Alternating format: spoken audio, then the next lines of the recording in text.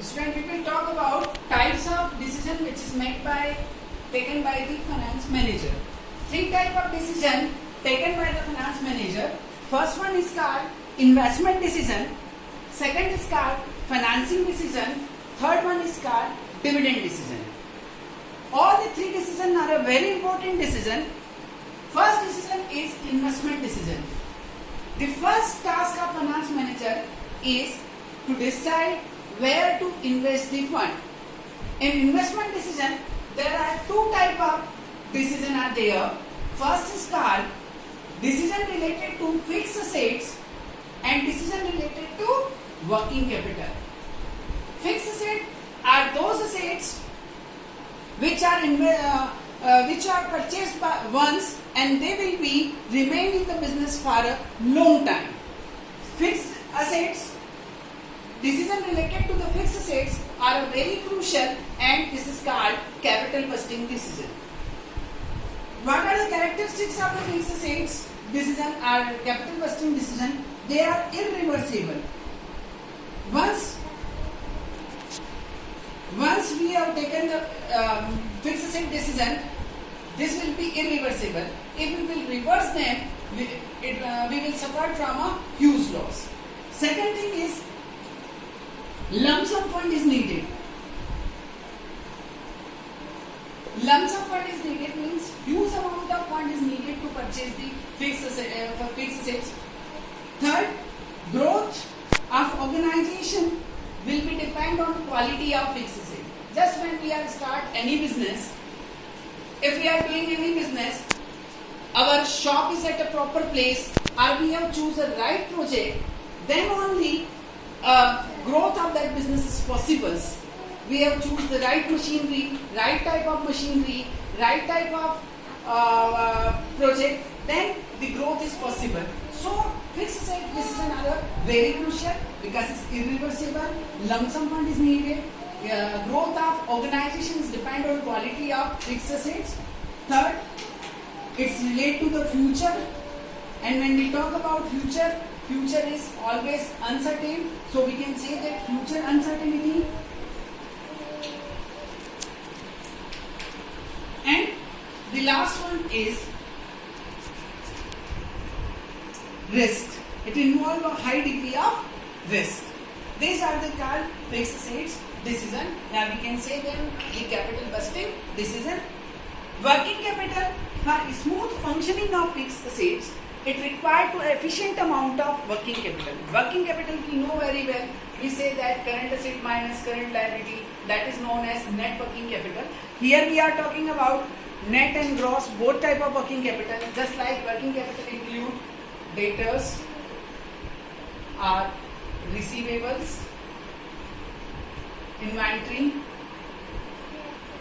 cash, bank, etc. For smooth functioning of this fixed assets, we require what? Enough amount of working capital. If the company are not having the sufficient amount of working capital, the functioning of fixed asset in a proper manner will not possible. Sometimes we need to invest in inventories. A proper amount of inventory should be needed. If you are not having the proper amount of inventory or stock, we will suffer from opportunity loss. Next, the thing is we need enough amount of cash in bank and debtors also. But excess amount of debtor will produce bad debts. Excess amount of inventory will produce carrying cost, and due to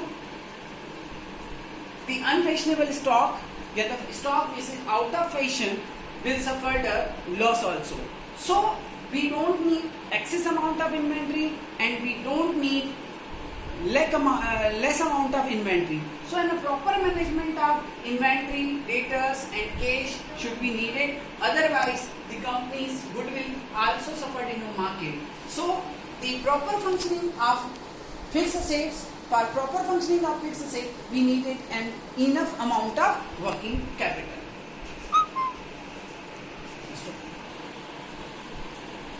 Financing decision involve three type of decision. First of all, capital structure decision. Second is called cost of capital. And third one is called leverage. Capital structure means the allocation of long-term sources of finance. What is the capital structure? When we raise the fund, from which sources this fund will be raised? This decision is called capital structure decision. It are very crucial decision because the market value of firm will be depend on the quality or on the allocation of capital structure decision. Capital structure involve two things: own fund and borrowed fund.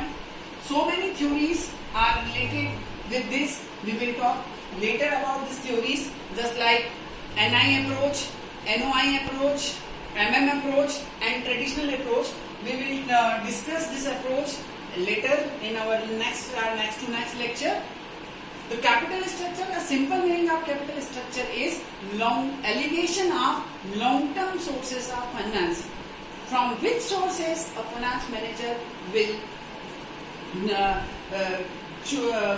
raise the funds. It may be debt, it may be equity, it may be retained earning, and it may be reserve and surplus. So this is the combination of all, allocation of all, or mixtures of all is called capital structure. Second and one of the most important decision is cost of capital. In simple language, the definition of cost of capital is the minimum rate of return which a company wants to earn on its investment. We raise the fund through equity. We need to pay dividend to the equity shareholder. We need to pay preference dividend to preference shareholder. We need to pay the amount of interest to debenture holder. So we need to pay something to different sources through which we have raised the funds. Company need a single rate which is called a minimum rate of return which a company wants to earn on its investment. This rate of return is called cost of capital. Cost of capital is cost of equity, cost of debt, cost of preference share, cost of retained earning, and ultimately a single rate which is called KO. It is known as a WACC, weighted average cost of capital. Last but not the least, leverage. Leverage is the amount of fixed cost. Leverage is also known as degree of risk. What is leverage? Leverage is the amount of fixed cost.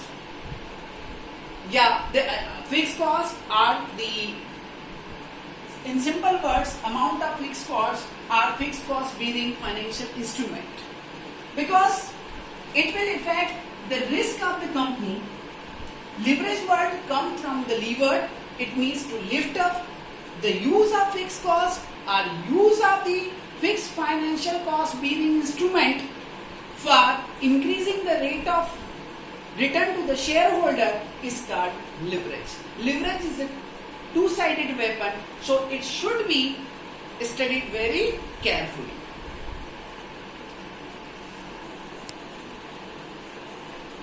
Dividend means the part of profit which are available to shareholder. Students, very difference between the balance sheet of a sole proprietorship firm and the balance sheet of a company. In sole proprietorship firm, whole profit is distributed to the owner and it is added toward the capital. But when we talk about company, the company's balance sheet is very different. Here, the finance manager or the accountant decide how much of profit they will distribute to the shareholder or they will not. Dividend is simply the dividend of part of profit which are available to shareholder. The finance manager decide out of the earning per share how much he will distribute as a dividend, that is called dividend per share, and how much amount of earning per share he will reinvest into the business, that is called retained earning. In dividend decision, first task of finance manager manager is to decide dividend policy. What type of dividend policy? Simply, dividend policy means the guideline regarding the paying the dividend. Dividend policy may be liberal, it may be conservative or stable. Three type of dividend policy which will be studied later. There are three type of dividend policy: liberal dividend policy, conservative approach, and stable dividend policy. Three type of dividend policy. Second thing is the amount of dividend. How much amount of dividend is paid each and every year? Amount of dividend paid to each and every year. Next is form of dividend. In which form dividend is paid? It may be in cash dividend, bonus share, property dividend, or any other form. That is called the form of dividend. And ultimately last, what would be the time of paying the dividend? It may be, generally the dividend is paid at the end of the year, but sometime when the company are having a very good profit, company decide to pay the interim dividend.